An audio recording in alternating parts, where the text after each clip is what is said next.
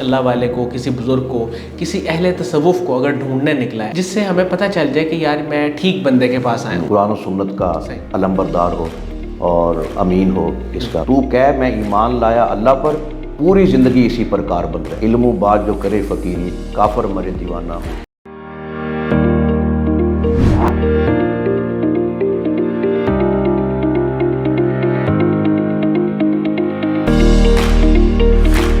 السلام علیکم ناظرین, شیئرنگ آف پروفیشنل وزڈم میں ایک نئے اور منفرد انٹرویو کے ساتھ میں ہوں آپ کا میزبان علی رحمان خالد. ناظرین, آج جو مہمان ہمارے ساتھ موجود ہیں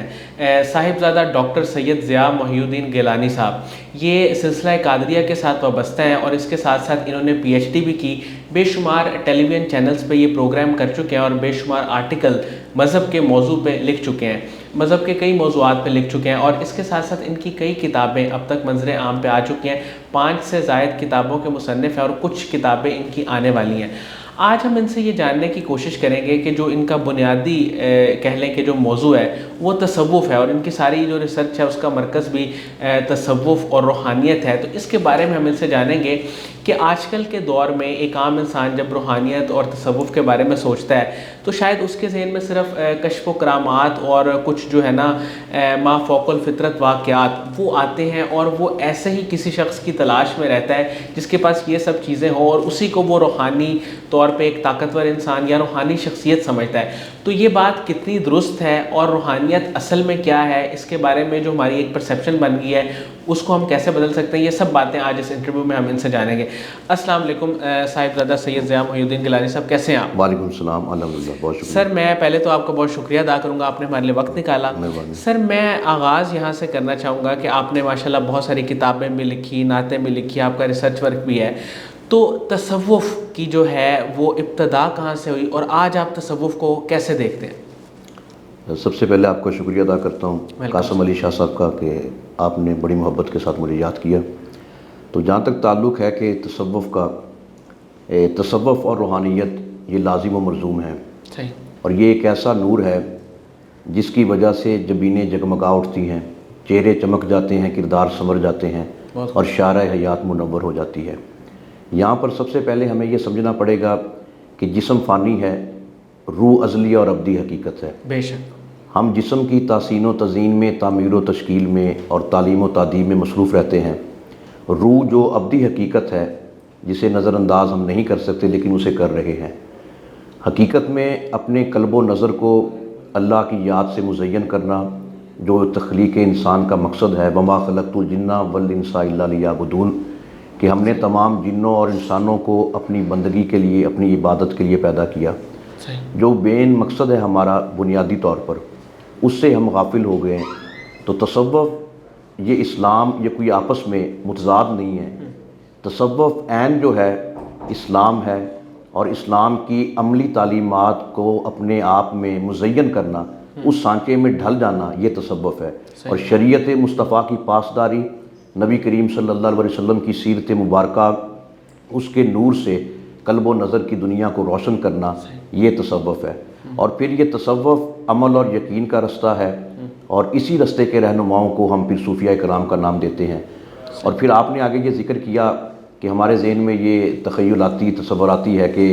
کہ جو عقل سے ماورا جو کام وغیرہ ہم دیکھیں, اور شعبدے بازی اس طرح کی, اور پھر دوسری چیزیں یہ کہ ایک تصور ہے ہمارے ذہن میں کہ یہ ایسے ہونا چاہیے, ایسے ہونا چاہیے. اس کا تصوف سے کوئی تعلق نہیں. تصوف خود نیکی کا, سادہ سے لفظوں میں نیکی کا پیکر بننا, اپنے آپ کو نیکی کے سانچے میں ڈھال کے مخلوق خدا کی رہبری اور رہنمائی کرنا, یا یوں سمجھیے کہ ہاتھوں سے پکڑ کر اللہ کی پاک بارگاہ میں اس طرح سے لے جانا کہ بندہ اپنے تخلیق انسانی کا جو مقصد ہے اس پر صحیح طریقے سے فائز ہو سکے. اور باقی یہ پھر کرامات, وہ بندے جب اللہ رب العزت اس پر مہربانی کرتا ہے تو پھر کرامات کا ظہور ہوتا ہے جو اولیاء کرام نے کیا. لیکن حضرت داتا گنج بخش رحمۃ اللہ علیہ, آپ نے کشف المعجوب میں بھی یہ فرمایا کہ صوفی, فقیر, درویش ہم یہ سمجھ لیتے ہیں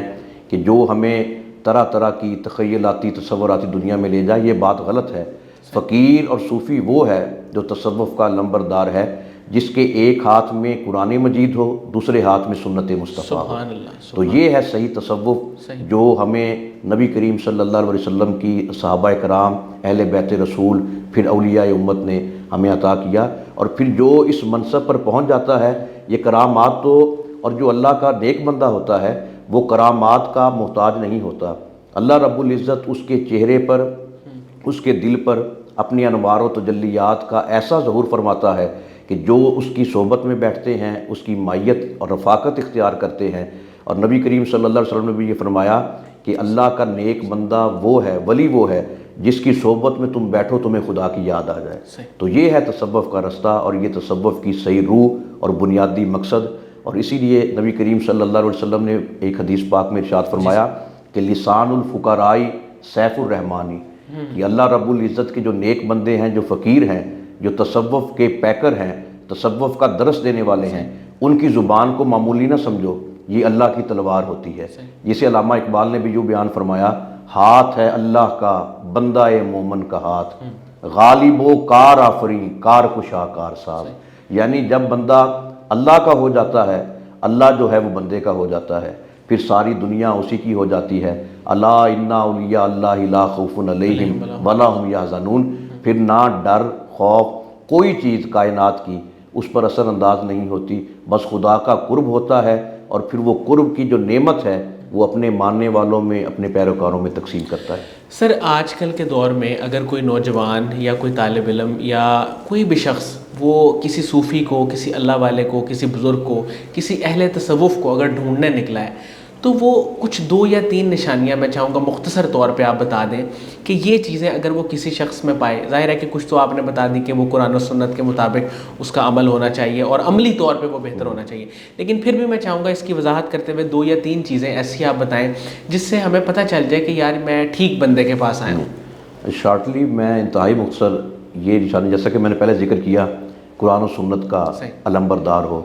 اور امین ہو اس کا۔ پھر دوسرے نمبر پر یہ دیکھنا ہے کہ آج اب آپ اپنے ارد گرد ماحول کو دیکھیے، جہالت نے اپنے پنجے جو ہیں وہ گاڑ لیے ہیں، ایسی ایسی چیزیں، ایسی ایسی باتیں کہ بندہ خود حیران ہو جاتا ہے، جن کا نہ دین سے تعلق، نہ پیغمبر اسلام صلی اللہ علیہ وسلم کی حیات طیبہ سے کوئی تعلق، اور پھر علم، صاحب علم کا قرآن اور حدیث پر عمل پیرا ہونے کے بعد وہ صاحب علم بندہ یہ عمل کر سکتا ہے۔ تو علم کا اور علم میں استقامت، نبی کریم صلی اللہ علیہ وسلم سے یہ عرض کی گئی، آقا آپ ہمیں بتائیے ایسی جامع بات، ایک صحابی نے عرض کی، جو میں آپ کے بعد کسی اور سے پوچھنے کی حاجت محسوس نہ کروں۔ تو آپ نے یہ فرمایا، کل آمنت باللہ ثم استقم، تو کہہ میں ایمان لایا اللہ پر، پوری زندگی اسی پر کاربند رہے، یعنی استقامت پذیر ہو جا، قرآن اور حدیث پر عمل کرنا، پھر علم اور شعور اور آگہی کی کائنات کو اپنے دامن مراد میں سمیٹنا، اور پھر صاحب علم ہونا۔ اور اس سلسلہ میں حضرت عبد القادر جیلانی جنہیں حضور غوث پاک کے نام سے معروف ہیں، آپ نے یہ فرمایا، پوچھا گیا کہ آپ کو یہ مقام کیسے ملا؟ آپ نے یہ فرمایا، درست العلم حتی صرت کتبا، میں علم پڑھتا رہا، اللہ نے مجھے کتب بنا دیا۔ اب آپ یہ دیکھیں کہ علم کے بغیر، اور سلطان باہو رحمۃ اللہ علیہ، آپ نے یہ فرمایا، علم و بات جو کرے فقیری، کافر مرے دیوانہ ہو۔ تو اس لیے آج علم کی کمی کی وجہ سے یہ ہم جو ہیں مسلمان زوال کی طرف سے، اور پھر نوجوان نسل میں علم جو ہے وہ بنیادی چیز ہے، صوفی کے لیے وہ اس کے پاس اپنا علم ہوگا، اس کا پختہ ہوگا، تو وہ آگے لوگوں کو بھی اصلاح کر سکے گا۔ اور نوجوان نسل کی وجہ بھی یہ ہے، تصوف اور روحانیت سے بیزاری اور دوری، کہ وہ دیکھتے ہیں عجیب و غریب قسم کے، پھر وہ پڑھا لکھا طبقہ جو ہے پھر ان چیزوں سے دور ہوتا جا رہا ہے۔ اچھا سر، ایک تو بہت سارے ایسے اوراد اور وظائف ہیں جو ہمیں کتابوں میں ملتے ہیں، اور بہت سارے یوٹیوب چینلز بھی آج کل بنے ہوئے ہیں جس پہ وہ لکھا ہوتا ہے کہ بس آپ اتنی دفعہ پڑھ لیں تو اتنی دولت آپ کو مل جائے گی، اتنی دفعہ پڑھ لیں تو آپ کا اپنا گھر بن جائے گا۔ ایک تو تھوڑا سا یہ بتائیے گا اس کی حقیقت کیا ہے، اور آج کل جو عام لوگ جو کسی پریشانی کا شکار ہیں، کسی مشکل میں ہیں، وہ کس طرح اللہ کو پکاریں، کیسے اللہ کو یاد کریں؟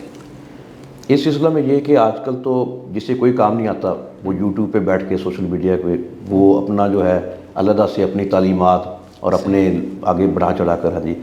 تو بہت کم ایسے لوگ ہیں جو صحیح دین کا پیغام اور دین کی جو روح سے آشنائی نہیں کر رہے ہیں۔ تو اس سلسلے میں ہمیں یہ دیکھنا پڑے گا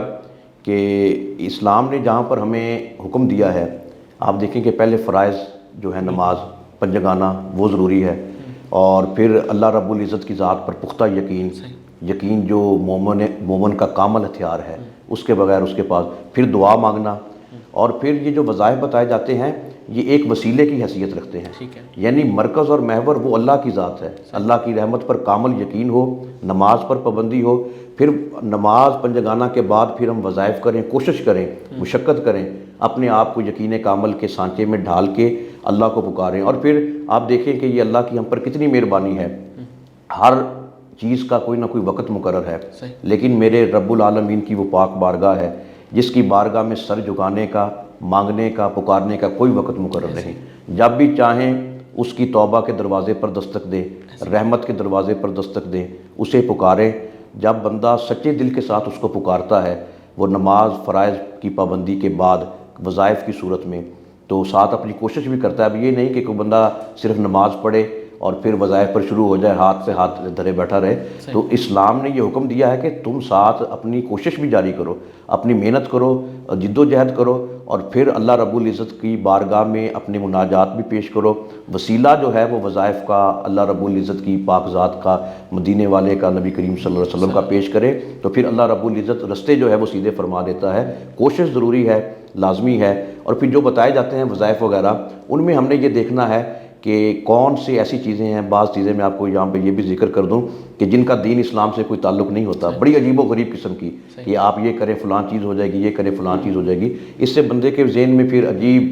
تخیلاتی جو ہے وہ پنجے چیزیں گاڑ لیتی ہیں۔ تو اس میں ہمیں یہ دیکھنا پڑے گا کہ کون سی چیز وہ صحیح طور پہ رہنمائی کے لیے کسی اللہ کے نیک بندے کے پاس جو صاحب علم ہو، صاحب طریقت، صاحب شریعت ہو، اس سے یہ پوچھنا پڑے گا کہ ہمیں اس بارے میں بتائیں کہ ہم کون سا، پھر ساتھ اپنی کوشش، محنت، جد و جہد جاری رکھیں، اللہ کی رحمت پر کامل یقین ہو، تو پھر اللہ رب العزت کرم فرماتا ہے۔ سر آج کل جو لوگوں کو عام طور پہ مسائل ہیں، اس میں معاشی مسائل ہیں یا کوئی اور پریشانی ہے، کوئی گھر میں بیمار ہے، تو کوئی میں چاہتا ہوں ایک عام کوئی جنرل سی چیز آپ انہیں بتا دیں جو ہر بندہ جس کو پڑھ لے اور اس کے ظاہر ہے کہ فیوز و برکات اسے حاصل ہو جائے۔ تو آج کے اس افراتفری کے دور میں کوئی زیادہ لمبے چوڑے تو وظیفے جو ہیں وہ بندہ نہیں کر سکتا، تو اس کے لیے سیدھا سا رستہ جو اللہ رب العزت نے اور نبی کریم صلی اللہ علیہ وسلم نے ہمیں عطا فرمایا ہے، وہ یہ ہے کہ استغفار یہ سب سے بڑی نعمت ہے۔ جسے یہ نعمت مل گئی اسے کائنات کے دونوں جہاں کے خزانے مل گئے۔ استغفار کا جو بندہ پابندی کے ساتھ اللہ سے معافی طلب کرتا ہے، اپنے گناہوں پر نادم ہوتا ہے، یا یوں کہہ لیجئے کہ توبہ کے لیے ندامت کے دو آنسو اس کی بارگاہ میں پیش کرتا ہے، اللہ کو اپنے اس بندے پر بڑا پیار آتا ہے، تو وہ رحمت کے دروازے کھول دیتا ہے۔ تو آج اگر بیماریوں سے شفا کے لیے اور معاشی پریشانیوں سے بچنے کے لیے استغفار کو اپنی زندگیوں کا حصہ بنائیں، اور یہ انتہائی مختصر ترین عمل ہم ظاہری طور پر سمجھتے ہیں، اسی لیے نظر انداز کرتے ہیں۔ تو نمازوں کے بعد بھی جب بھی فارغ ٹائم ملے استغفار کی کثرت کریں، استغفر اللہ جتنی آپ زیادہ پڑھیں۔ ہاں جی، تو اللہ صرف استغفر اللہ کافی ہے یا جو آگے اس کے کلمات آتے ہیں استغفر اللہ واتوب الیہ، کس طرح پڑھنی چاہیے؟ نہیں، اگر وہ پڑھ لیں وہ زیادہ بہتر ہے، لیکن وہ پھر یہ نہیں کہ میں نے جیسے پہلے عرض کیا، کوئی بھی بندہ عمل کرے چاہے وہ دین کا ہو دنیا کا ہو، اب آپ نے آفس میں جانا ہے، کوئی کاروبار کرنا ہے، اگر ایک دن کا بھی گیپ پڑ جائے تو آپ دیکھیں کہ وہ ساری چیزیں ڈسٹرب ہو جاتی ہیں۔ تو اس طرح پھر وہ پابندی دین کا ہو دنیا کا عمل ہو، پھر اس میں پابندی آپ رکھیں، استقامت۔ ہاں جی، تو اگر استغفر اللہ پڑھیں یہ بھی کافی انتہائی مختصر ہے، تو باقی اگر پورا پڑھ لیں، ہاں جی، جتنا بھی اللہ رب العزت کے بابرکت نام ہیں ان ناموں سے اللہ کو پکاریں، اپنی عرض و انکساری پیش کریں، تو رب العالمین ضرور کرم فرماتے ہیں۔ سر آپ اپنی زندگی میں کس سے متاثر ہوئے، اور آنے والے وقت میں، جیسے کہ آپ نے پہلے بھی بے شمار کتابیں لکھی، آنے والے وقت میں آپ کا کیا پلان ہے؟ ہاں جی، اور میرے جہاں تک متاثر ہونے کا تعلق ہے، سب سے پہلے تو الحمدللہ میں روحانی خانوادے سے میرا تعلق ہے، تو جہاں گھر میں نے آنکھ کھولی اپنے والدین سے میں متاثر ہوں، اور اللہ کی مہربانی اور ان کی دعاؤں سے اللہ رب العزت نے کرم فرمایا۔ تو پھر آگے میری پہلے ایک کتاب آئی ہے، میرا تحقیقی مقالہ ہے قاضی ابو یوسف کے معاشی فیصلے، درس نظامی کا میرا، ہاں جی، تخصص فی الفقہ سے پہلے، تو پھر وہ الحمدللہ وہ چھپ چکا ہے۔ اور پھر دوسری میری کتاب ہے نعتیہ مجموعہ خیال طیبہ، تیسری ہے محبت کی ضیائیں غزلیات کا مجموعہ، چوتھی مناقب اہل بیت رسول قرآن و حدیث کی روشنی میں،